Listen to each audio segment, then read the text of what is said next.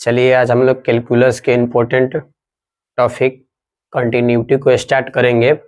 और इसके पिछले लेक्चर में हम लोग ग्राफ को सीखे हैं कंटिन्यूटी को पढ़ने के लिए। तो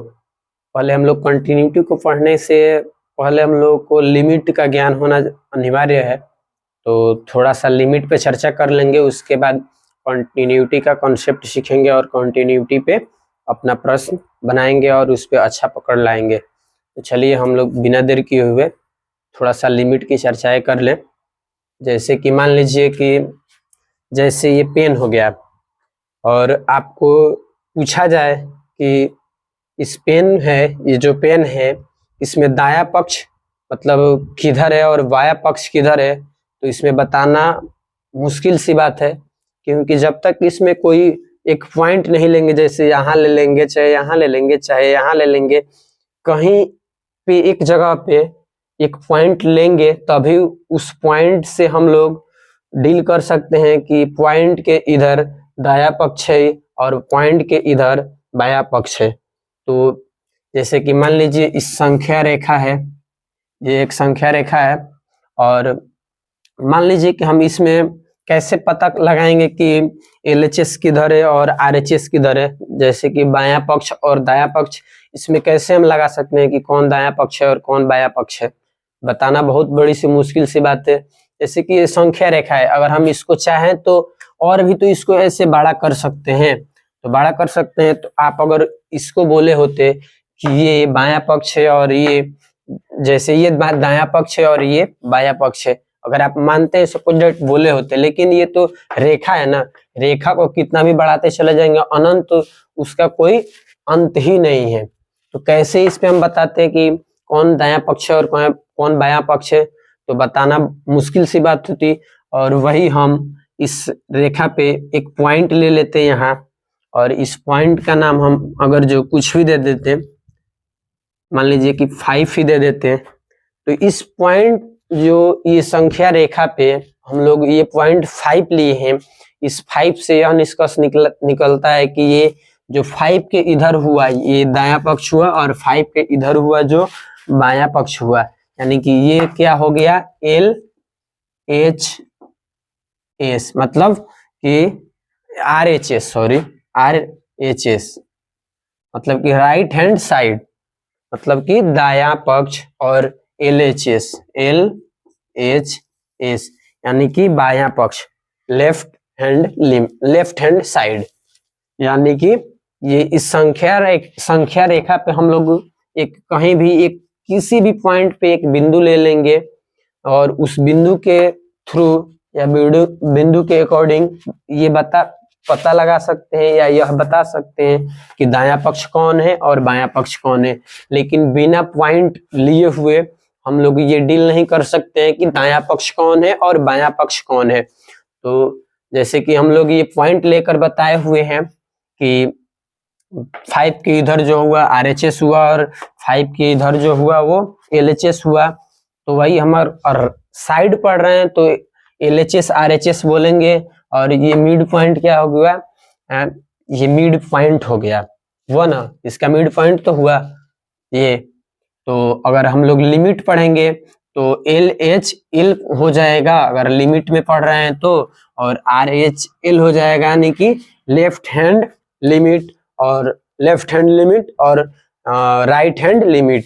अगर लिमिट में हम लोग लिमिट की बातें करेंगे तो 5 के जो भी इधर संख्याएं होगी, जैसे कि 5.1, 5.2, ऐसे 6, 7, 8, 9, 10, ये सब सारी संख्याएं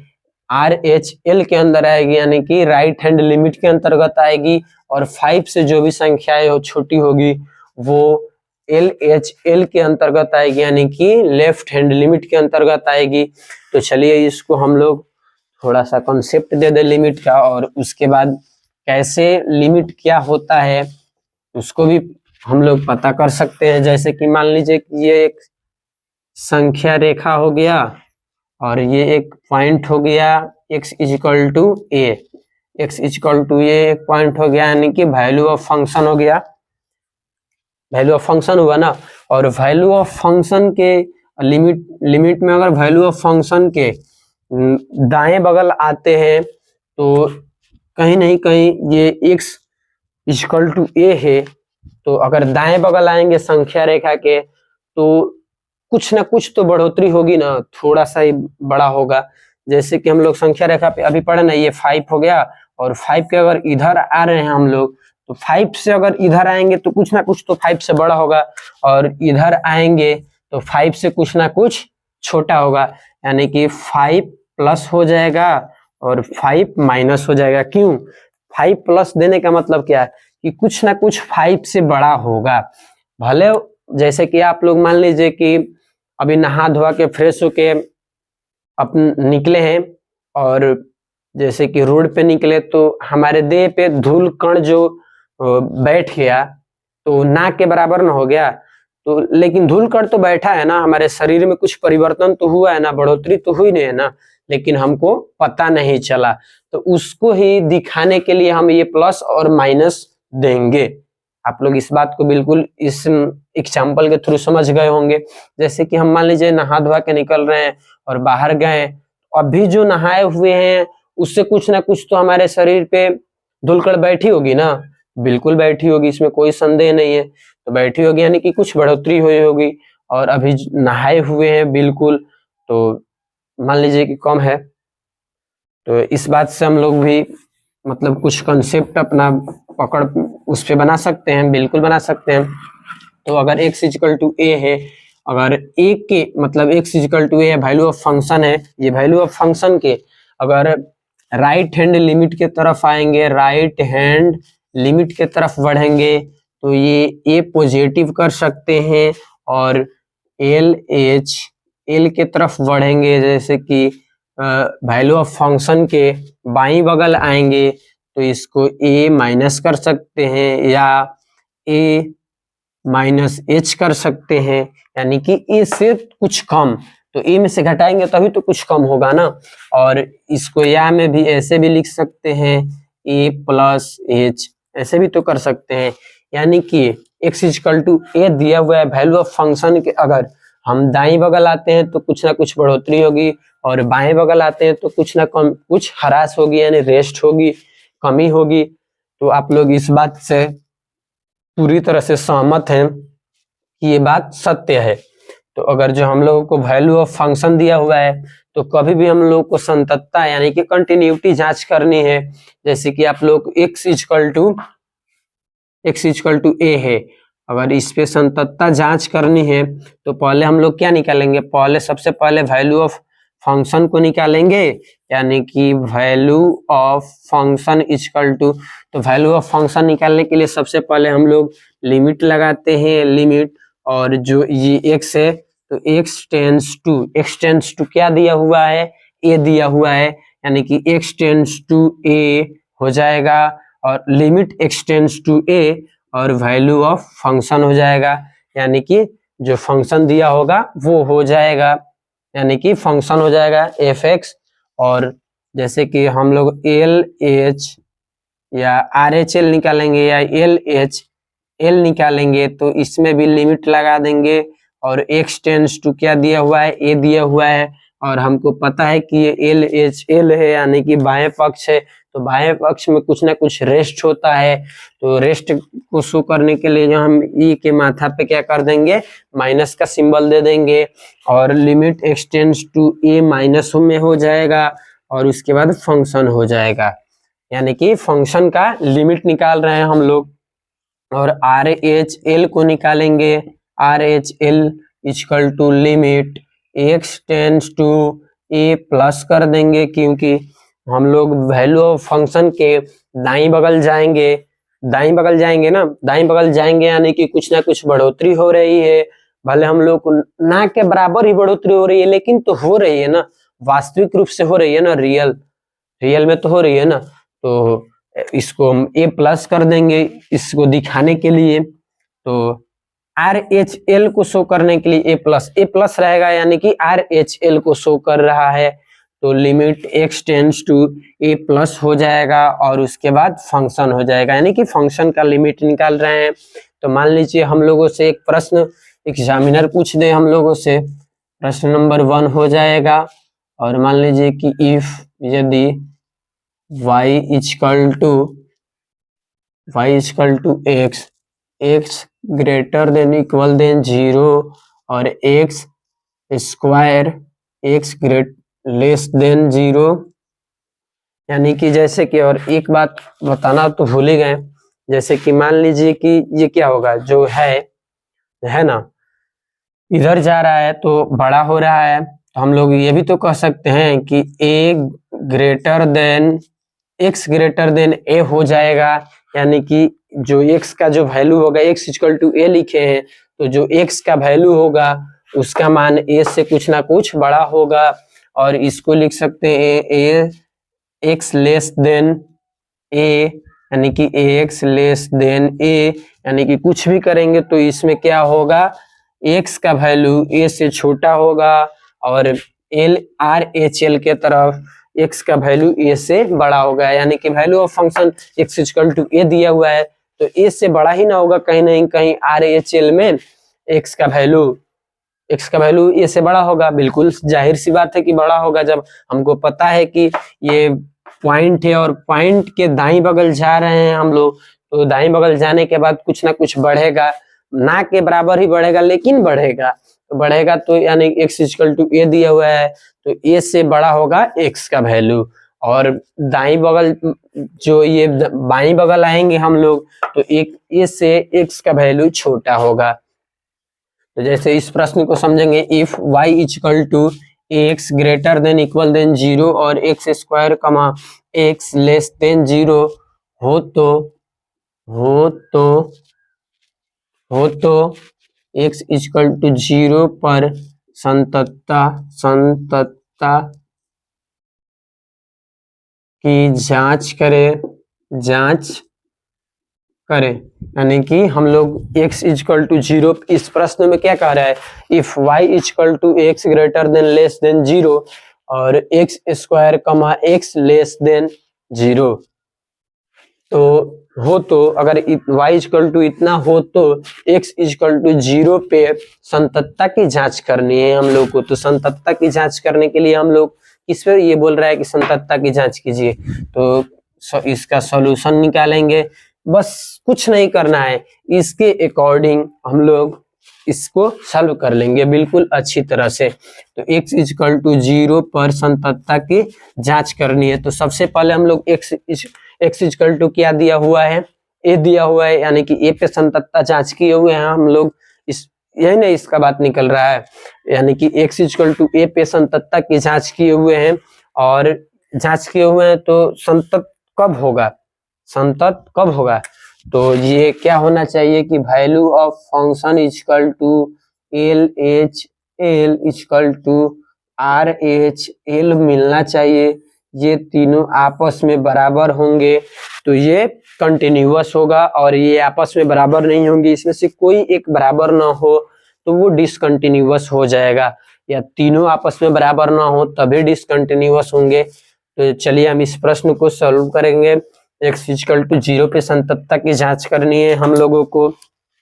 तो चलिए इस प्रश्न को देखते हैं। x इक्वल टू 0 पे संततता जांच करने के लिए सबसे पहले हम लोग वैल्यू ऑफ फंक्शन को निकालेंगे। तो value of function equal to पता है कि सबसे पहले हम लोग लिमिट लगा लेंगे, लिमिट, और x टेंड्स टू क्या दिया हुआ है, x इक्वल टू 0 दिया हुआ है, यानी कि 0 कर देंगे, x टेंड्स टू 0। और वैल्यू ऑफ फंक्शन क्या है, तो वैल्यू ऑफ फंक्शन निकालेंगे कैसे हम लोग, हमको पता है कि x वैल्यू ऑफ फंक्शन में x इक्वल टू 0 होता है, तो x इक्वल टू 0 किस में है, तो यहाँ पे दिया हुआ है x का वैल्यू क्या होगा, x greater than equal than 0, यानी कि ये जो x है, ये x इसमें दो वैल्यू दे रहा है, एक x ग्रेटर देन 0 और x इक्वल टू 0, ये दो वैल्यू दे रहा है ना, तो इसी में कहीं नहीं कहीं यही x होगा जिसमें x इक्वल टू 0 भी रख सकते हैं और 0 से बड़ा भी मान रख सकते हैं x का वैल्यू, तो कहीं नहीं कहीं यही होगा। तो चलिए हम लोग इसको रखेंगे, x इक्वल टू क्या हो जाएगा, value of function equal to limit x tends to 0, और ये क्या हो जाएगा, तो फंक्शन क्या हो जाएगा, x हो जाएगा, और इसमें हम लोग x हो जाएगा और x टेंड्स टू लिमिट, ये लिमिट को हटाएंगे तो x का वैल्यू पुट करेंगे फंक्शन में, तो फंक्शन क्या दिया हुआ है, x दिया हुआ है, तो लिमिट को हटाएंगे तो x का वैल्यू पुट करेंगे तो x का वैल्यू 0 दिया हुआ है, तो x के अंदर हम लोग 0 रखेंगे, लिमिट को हटाएंगे, इस लिमिट को आउट करेंगे तो हम लोग x का वैल्यू पुट करेंगे, तो x का वैल्यू 0 दिया हुआ है तो x के जगह पे हम लोग 0 रख देंगे। और फिर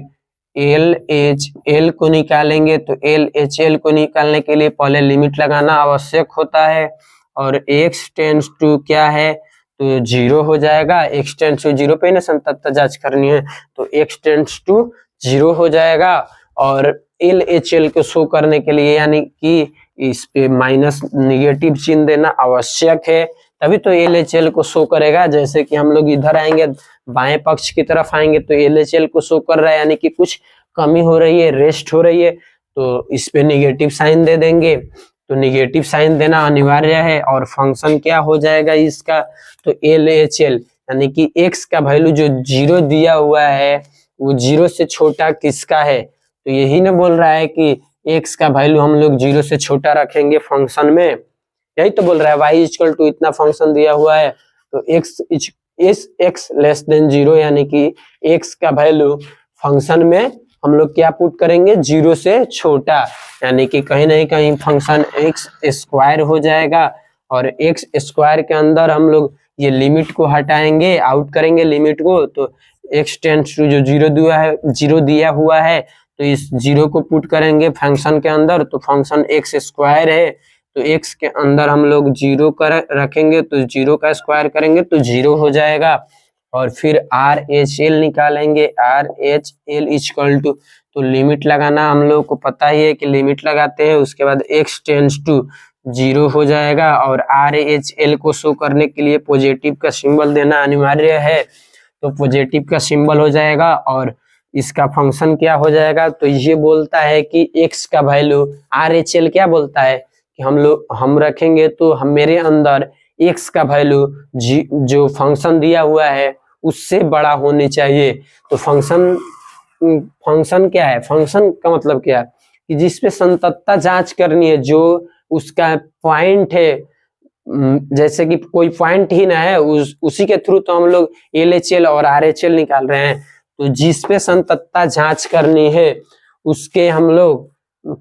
पॉइंट है जिस पे संततता जांच करनी है उससे की तो बड़ा होना चाहिए या छोटा होना चाहिए, तभी ना हम लोग LHL और RHL को निकालेंगे। और RHL बोलता है कि जिस पे संततता जांच करनी है उससे बड़ा वैल्यू हमको हमारे अंदर रखनी पड़ेगी, तो उससे बड़ा यानी कि 0 से बड़ा ही होगा। तो ये शर्त कहाँ दी गई है, तो यहाँ पे दिया हुआ है x greater than equal than 0, यानी कि कहीं नहीं कहीं ये दिया हुआ है, तो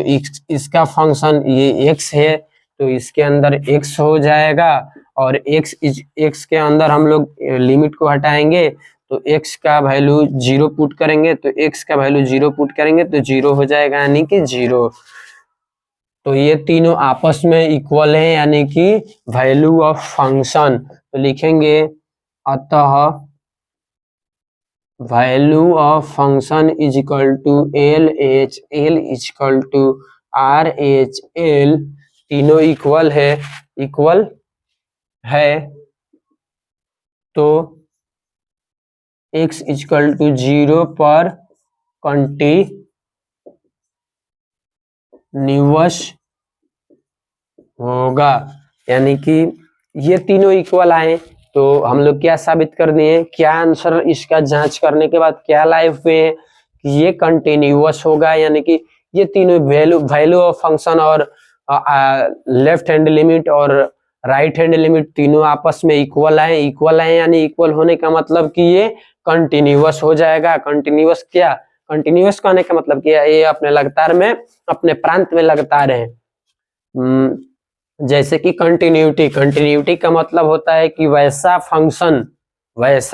फंक्शन जो अपने प्रांत में लगातार हो, यानी कि कोई ब्रेक ना हो, तो उसे हम लोग कंटिन्यूटी कहते हैं। ये पहले ना बताने का रीजन ये है कि इसको ग्राफीय विधि द्वारा बताना पड़ेगा, तो इस प्रश्न को अगर हम लोग ग्राफ सीखे हुए हैं तो चाहे तो हम लोग इसको ग्राफ के थ्रू भी बना सकते हैं। चलिए उसको भी दिखा देते हैं। तो जैसे कि आप लोगों को कंटिन्यूटी का मतलब जानना पड़ेगा। आप लोगों को मेरा मकसद क्या था, इसको बस लिमिट को समझा देना और प्रश्न कैसे बनाया जाता है उसको बता देना मेरा मकसद था। तो आप लोगों को कॉन्सेप्ट बेसिस प्रश्न बनाना सिखाएं, तो इसको मेरा फर्ज बनता है कि ग्राफ आप लोगों को सिखाए हैं, तो इस प्रश्न को ग्राफीय विधि द्वारा आप कंटिन्यूटी और डिसकंटिन्यूटी कैसे जांच करेंगे वो भी आप लोगों को मेरा फर्ज बनता है कि सिखाए हुए ग्राफ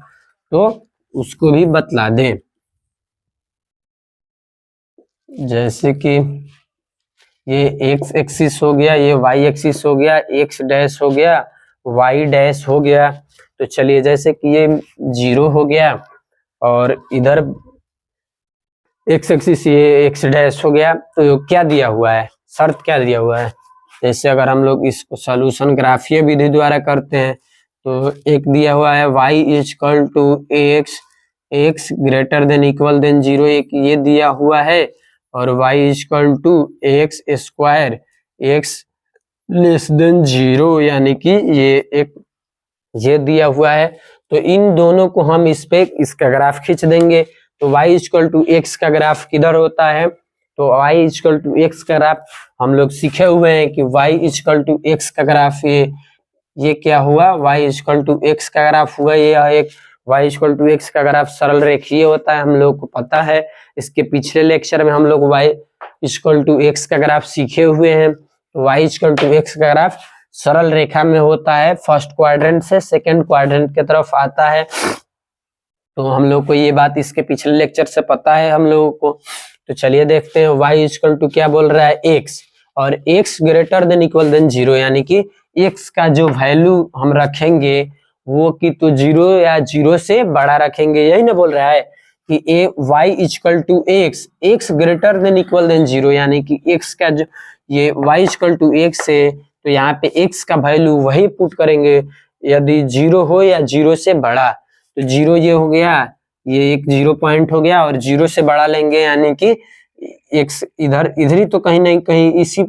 x एक्सिस पे तो रखेंगे ना, तो इधर तो नहीं ना रखेंगे, तो इधर रखेंगे, तो इसका ग्राफ ऐसे बनेगा। तो ये क्या हो गया, y इक्वल टू एक्स का ग्राफ हो गया x greater than equal than 0 यानी कि ये हो गया ग्राफ, इसका पहला का हो गया y इक्वल टू एक्स का ग्राफ, और फिर y equal to x square का ग्राफ x लेस देन 0 है।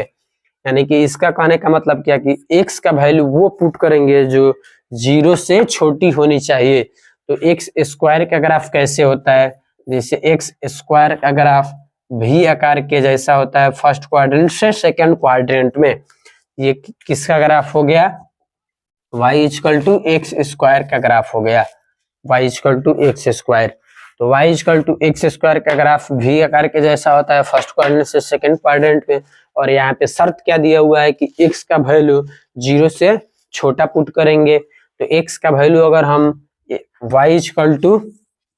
एक्स स्क्वायर है और इसके अंदर हम लोग 0 से छोटा वैल्यू पुट कर रहे हैं, यानी कि 0 से छोटी वैल्यू पुट करेंगे हम लोग, तो कहीं ना कहीं ये सेकंड क्वाड्रेंट में आएगा, यानी कि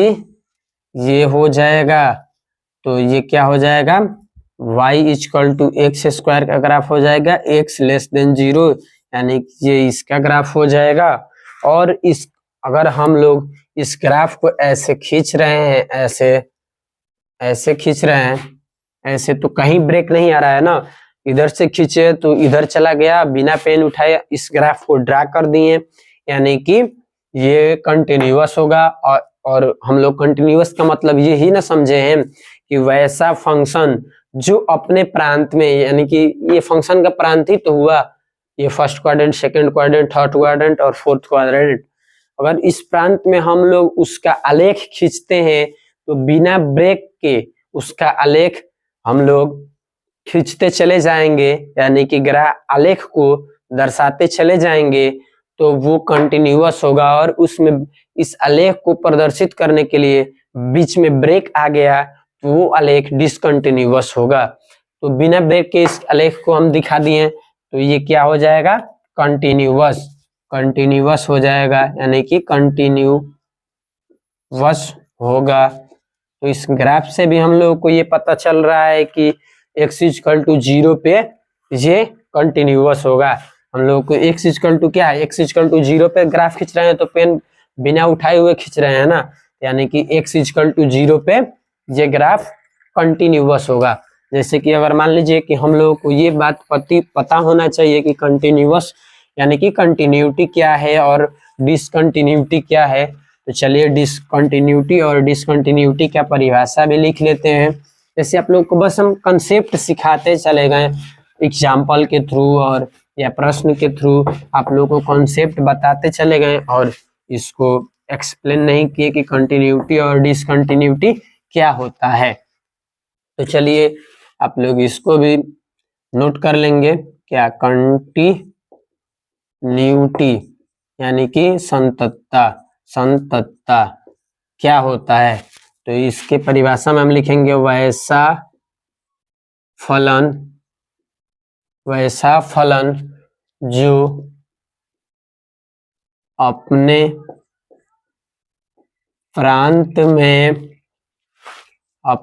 प्रांत में लगातार हो उसे कंटिन्यूटी कहते हैं अथवा इसको ऐसे भी तो कह सकते हैं, अथवा में परिभाषा दे सकते हैं, अथवा वैसा फंक्शन या अपने प्रांत में शॉर्ट में कर दे रहे हैं, अपने प्रांत में लगातार न हो उसे क्या कहते हैं, डिसकंटिन्यूटी कहते हैं। यानी कि इसका परिभाषा अगर देते हैं अथवा मैंने करके दिए हैं तो अपने प्रांत में लगातार हो लिख सकते हैं, अपने प्रांत में लगातार हो। और नोट में एक और बातें याद रखेंगे, नोट वैसा फंक्शन जिसका आलेख खींचने पर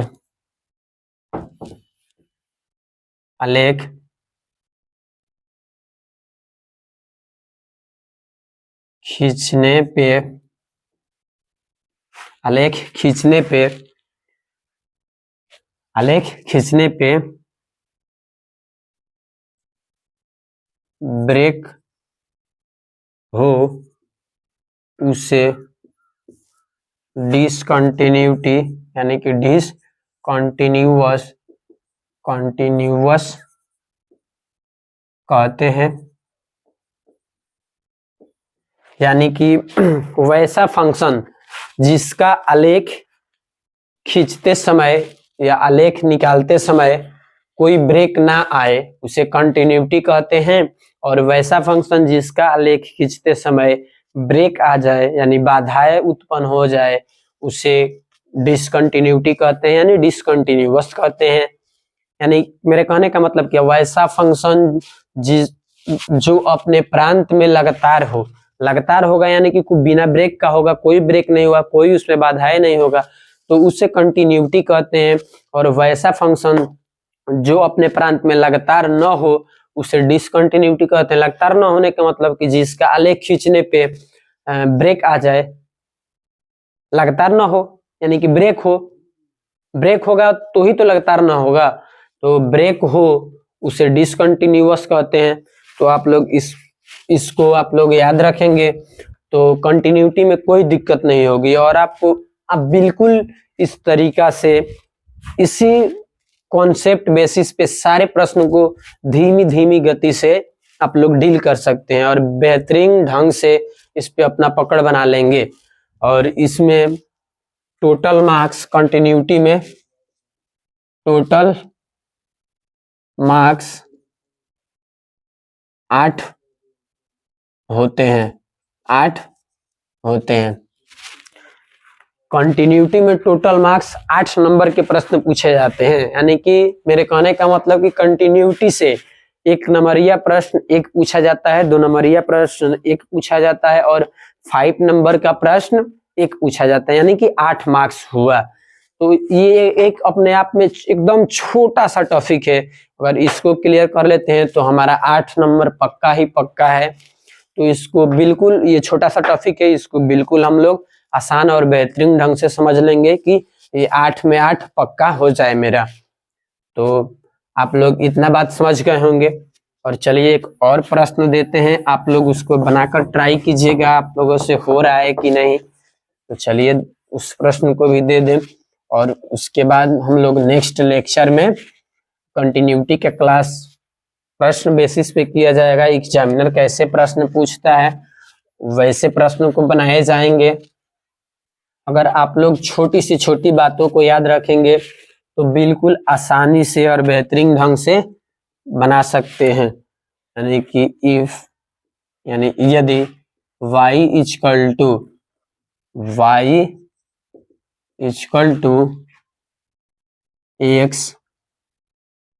x लेस देन 0 और x less greater than equal than 0 हो तो